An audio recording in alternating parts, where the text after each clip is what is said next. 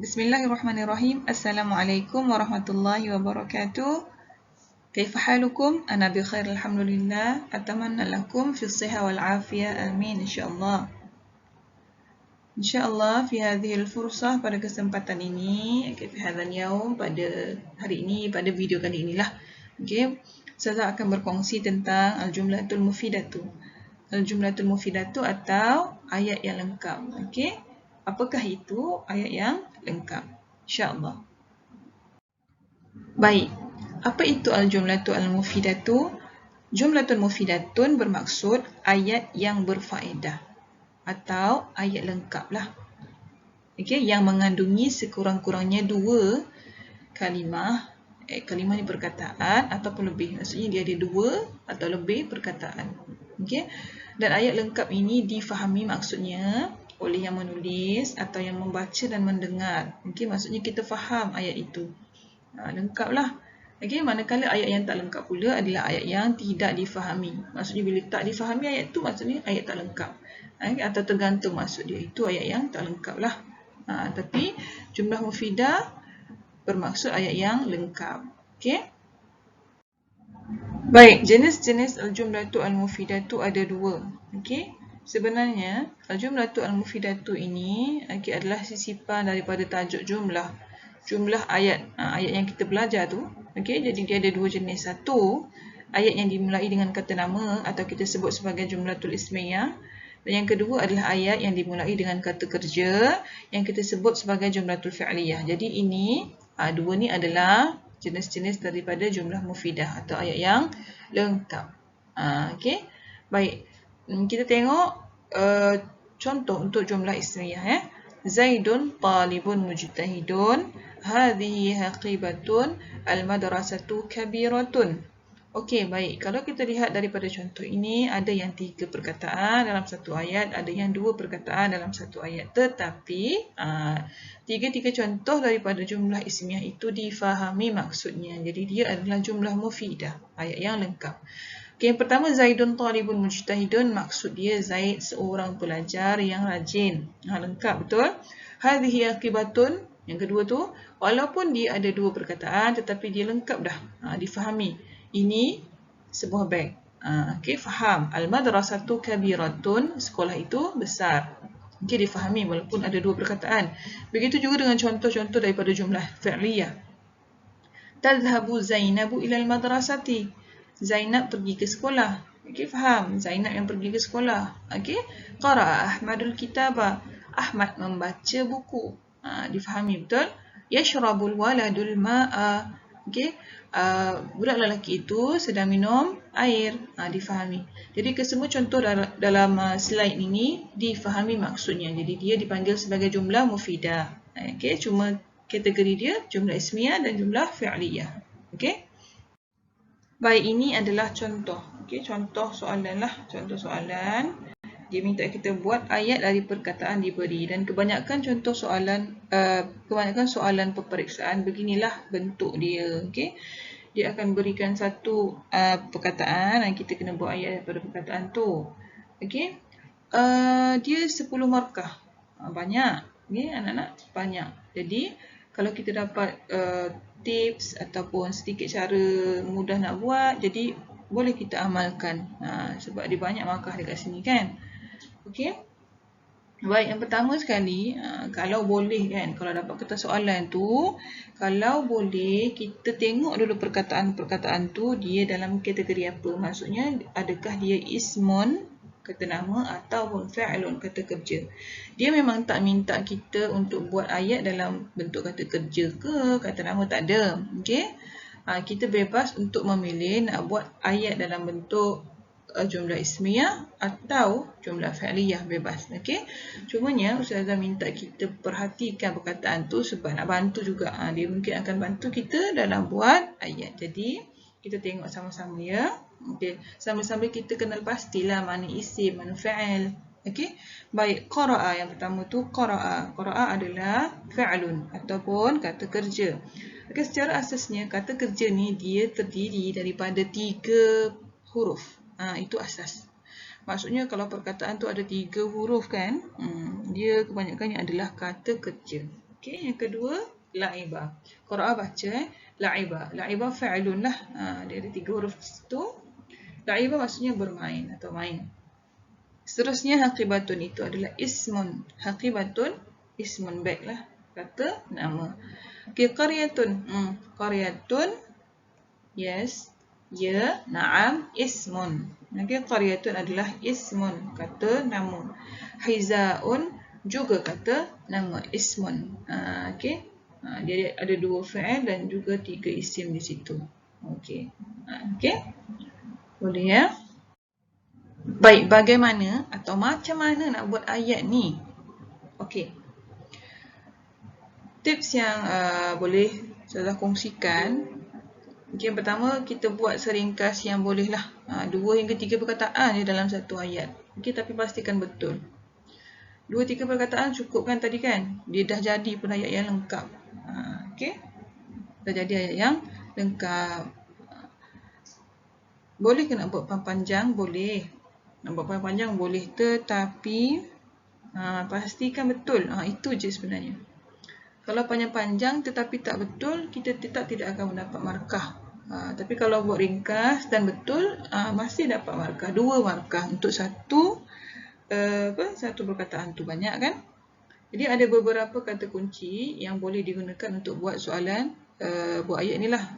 Kata kunci inilah sebenarnya yang kalau kita hafal, insya-Allah kita boleh buat walaupun ringkas ayat kita tu.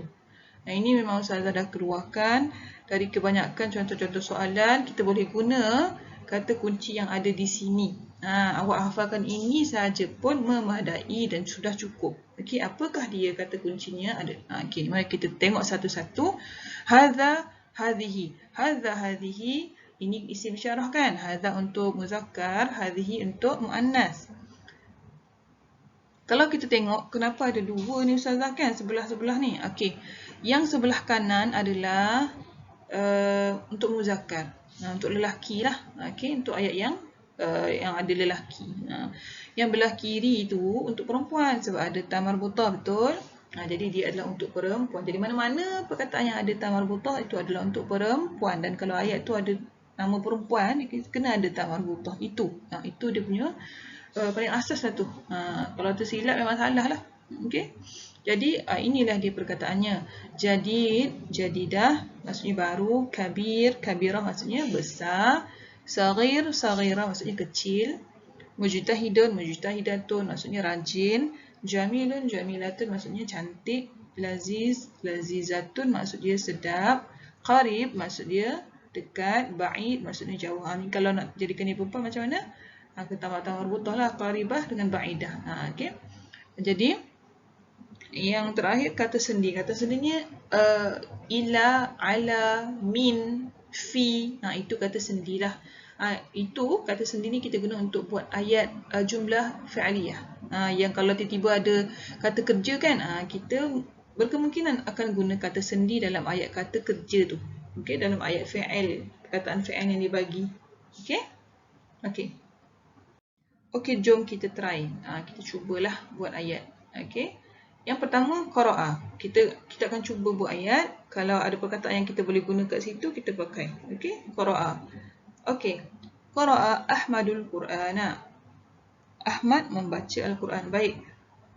Kalau kata kerja kan, kalau kata kerja, tulis kata kerja tu, kemudian tulis nama orang. Biasa macam tu. Tulis kata kerja dan tulis nama orang. Nama orang, kita guna nama orang je. Okey? Nama orang atau isim yang kita tahulah. Contoh at-talibu, at-talibatu. Itulah. Okey? Jadi qara'a Ahmadul Qur'ana. Okey? Ringkas je. 3 perkataan je. Tak payah panjang. Seterusnya la'iba, main. La'iba Ahmadu fil mal'ab. Nampak Ustazah hanya guna satu nama je. Asalkan betul. Itu je sebenarnya. La'iba, Ahmad bermain di padang. Mal'ab, padang. Nampak ada kata sendi, betul? Kata sendi fi di situ. Kita guna untuk ayat yang jumlah fi'aliyah. Haqibatun adalah isim. Haqibatun isim. Isim senang sangat. Isim senang sangat. Okey? Kita tengok haqibatun tak ada alif lam. Okey, ini satu penting. Kalau perkataan itu tiada alif lam, maka di hadapannya dipersilakan untuk letak haza atau hazihi. Senang kan? Hazihi haqibatun. Sahaja pun sudah cukup. Lengkaplah 2 markah. Kalau hazihi haqibatun jamilatun nak tambah sikit belakang, boleh. Asalkan betul. Okey? Lengkap dah. Haza hazihi untuk isim yang tak ada alif lam. Itu je. Okey? Senang. Paling senang tu. Paling senang. Jangan fikir panjang-panjang. Memang senang buat ayat kalau tahu. Qaryatun pun sama. Nampak qaryatun adalah isim kan. Jadi tambah je hazihi. Hazihi qaryatun pun dah cukup. Nak jadi cantik lagi ayat, boleh tambah kat belakang tu jamilatun. Kita guna kata kunci tadi je. Okey, hazihi qaryatun jamilatun, 2 markah dah. Kalau hazihi qaryatun susah, boleh 2 markah juga. Hizaun. Nampak? Hizaun muzakkar. Jadi kena buat haza. Okay, minta maaf situ Ustazah tersilap baris. Haza hizaun. Okey, haza hizaun kat situ ya. Minta maaf ya tersilap baris tu Haza hizaun atau haza hizaun jadidun. Nampak kita guna balik tadi kata kunci kan? Betul lah tah. Okey? Dapat 2 markah. Begitu senang saja sebenarnya untuk buat ayat ni. Okey? Kalau kata nama yang tak ada alif lam, letak haza hazihi pun sudah memadai. Okey? Kalau kata kerja pula kita letak kata kerja, lepas tu kita tulis nama orang. Dan kita buat apa yang di tengah buat lah. Apa kata kerja tu minta lah. Okey? Begitu. Baik, kita buat lagi soalan. Kita cuba lagi, okey? Menggunakan kata kunci yang sama. Sudah kata hafal yang tu pun sudah cukup. Hafal yang dalam kotak biru ni je pun dah cukup, insya-Allah. Baik, yang pertama, kataba. Kataba, kata kerja lah. Kata kerja lah kataba ni, okey? Baik, kataba. Kataba Ahmadud darsa. Okey, kataba menulis, Ahmad menulis darsa pelajaran. Okey. Untuk kata kerja kan, kalau kita dapat hafal beberapa perkataan pun adalah baik. Okey, kataba Ahmadud darsa. Ahmad menulis pelajaran. Okey, saudara bagi tahu ke kertas soalan kita tu, okey anak-anak, kertas soalan kita tu boleh jadi kertas jawapan. Okey, maksudnya kalau kita nak cari perkataan, okey pun boleh, atau nak cari jawapan dalam kertas tu pun boleh. Sebab kita dah jawab kan awal-awal kan, mesti ada perkataan-perkataan yang boleh kita guna. Okey. Seterusnya as-sayyaratu. Nampak ini adalah kata nama, tetapi ada alif lam di hadapan. Okey, bila ada alif lam di hadapan, dia tidak boleh letak haza hazihi ya, tak tepat. Okey, kalau ada alif lam di hadapan, awak kena letak dia depan. Maksudnya as-sayyaratu dulu. Baru perkataan yang kedua. Okey, kalau ada alif lam, dia mesti berada di depan. Dia tak boleh haza hazihi. Okey, jadi dekat sini dia di depan as-sayyaratu apa-apa. Sebab itu boleh hafal yang apa? Ustazah bagi yang kena hafal ni. Okey, kita tengok ya. As-sayyaratu jadidatun. Nampak? As-sayyaratu jadidatun. Kereta itu baru. Dah lengkap dah 2 ayat. 2 perkataan lengkap dah juga ayat tu. Okey, betul lah dapat 2 markah. Ini tips dia. Kalau ada alif lam, letak kat depan, baru letak perkataan di belakang. Tapi kalau dia tidak ada alif lam, awak boleh tambah hazihi. Kalau ada alif lam, tak boleh tambah hazihi, tak tepat dia mesti di hadapan. Seterusnya kursi. Nampak dia tidak ada alif lam, jadi kita boleh letak haza. Haza kursiyun. Ini kerusi. Jalasa. Jalasa adalah kata kerja kan. Jadi dia di hadapan, kemudian letaklah nama orang. Okey, jalasa Zaidun. Kita guna kat sini kata sendi ala al-kursi. Jalasa Zaidun ala al-kursi. Jalasa Zaidun ala al-kursi. Okey, Zaid duduk atas kerusi. Baik, al-ustaz. Al-ustaz ada alif lam. Kena letak depan, tak boleh guna haza sebab ada alif lam. Jadi kita tambah yang belakang tu tanpa ada ta marbutah sebab dia adalah muzakkar. Jadi al-ustazu mujtahidun. Ustaz itu seorang yang rajin. Okey, boleh Satu, kalau tidak ada alif lam kata nama tu boleh letak haza hazihi. 2, kalau ada alif lam pula letak di hadapan baru tambah yang di belakang.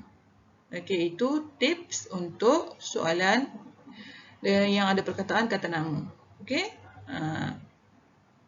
Boleh ya anak-anak, insya-Allah mudah je buat ayat ni sebenarnya. Okey, kalau kita tahu cara dan bagaimana nak buat. Dan kita hafalkan saja, okey? Anak-anak boleh hafalkan saja kata kunci ni, kata kunci dalam kotak biru ni hafal saja. Okey, yang ini kita hafal, insya-Allah boleh jawab. Okey. Alhamdulillah, kita dah habis. Okey, sudah dah habis kongsikan apa yang patut berkenaan dengan jumlah mufidah. Buat ayat lah maksud dia. Okey, jadi bagaimana cara nak mahir? Kita kena banyakkan buat latihan. Okey, banyakkan latihan-latihan to be yang susah kalian bagi ke kan? Buat.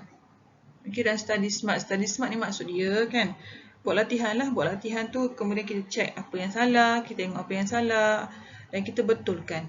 Lepas tu kita take note lah apa benda yang salah tu pula. Okey, bahasa Arab mudah, insya-Allah mudah. Okey, kalau kita faham cara nak buat. Walaupun kita tak faham perkataan itu, tetapi kalau kita faham cara nak buat, insya-Allah mudah. Okey. Tapi kalau kita ada kesempatan kan, kita fahamkanlah perkataan-perkataan tu. Itu bonus lah kalau faham perkataan ya. Jadi untuk buat ayat, pastikan ayat yang kita buat tu ringkas sahaja tapi betul. Kalau dapat buat panjang dan betul, dipersilakan. Suka hati kalau kita dapat buat panjang dan betul. Tapi kalau kita tak dapat buat panjang-panjang, kita buat yang ringkas-ringkas macam yang tadi tu. Okey, tak perlu fikir pening-pening nak buat macam mana ni, macam tak perlu buat ringkas, usah habis ringkas yang tapi betul. Okey, insya-Allah. Jadi selamat belajar. Jangan putus asa. PDPR ni pun jangan putus asa. Terus cari ilmu kerana Allah. Sebab apa? Allah suka orang yang cari ilmu dan dapat pahala orang yang belajar. Jaga adab, itu paling penting. Adab dengan ilmu, adab dengan mak ayah, adab dengan guru-guru.